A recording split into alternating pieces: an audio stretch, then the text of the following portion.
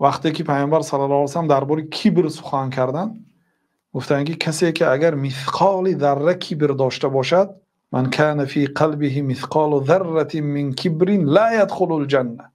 مثقال ذره اگر در قلبش کبر داشته باشه، کلانیگری داشته باشه، به جنت نمیداره. بعد یه صحابه سوال کرد، گفت یا رسول الله الرجل يحب ان يكون نعله حسنا. یه مردک دوست می‌دارد که پای افضلش زیبا باشد، لباسش زیبا باشد. بعد پیامبر صلی الله علیه و سلم گفت که ان الله تعالی جمیل و یحب الجمال. الله تعالی زیبا است، زیبایی را دوست می‌دارد. الکبر بطر الحق و غمط الناس. کبر تحقیر حق، غمط الناس تحقیر پس زدن مردم. الکبر بطر الحق پایمال کردن حق.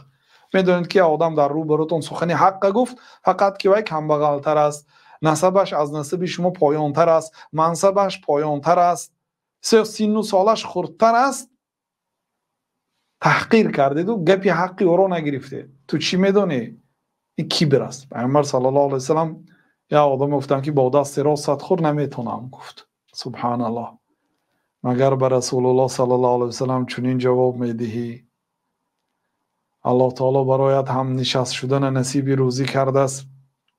پیامبر صلی الله علیه و سلم تو را از کاری منکر نهی کردن، با دست چپ نخور، با دست راست خور.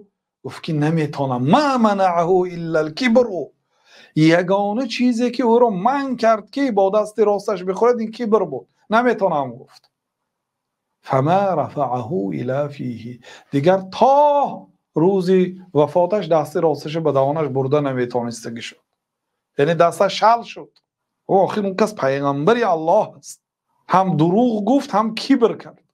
الکبر بطر الحق پایمال کردن حق.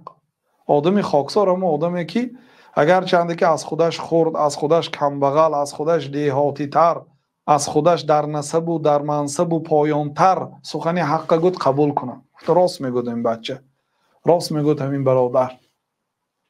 وقتی که به سخنش زید برآمد. این از خاکساری. خاکساری لباس ارزان و عادی پوشیدن نیست.